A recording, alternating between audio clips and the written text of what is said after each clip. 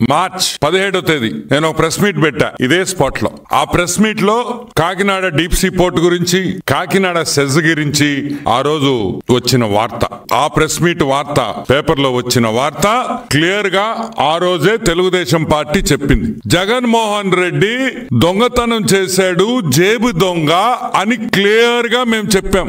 పారిశ్రామికవేత్తలు ఆంధ్ర రాష్ట్రంలో ఎక్కడైనా సరే డబ్బు సంపాదించే కంపెనీలన్నీ జగన్మోహన్ రెడ్డికి వాటా కావాలని, ఆ కంపెనీలు జగన్మోహన్ రెడ్డి ఖాతాలోకి వెళ్లాలని ఆ రోజే మేము చెప్పాం.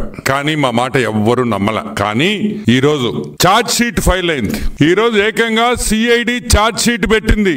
ఎవరి మీద పెట్టింది? కాకినాడ సెజ్ ఏంది, కాకినాడ డీప్ సీ పోర్ట్ ఏంది అనే రెండు విషయాలు ఈ రోజు మనం మాట్లాడుకుంటాం.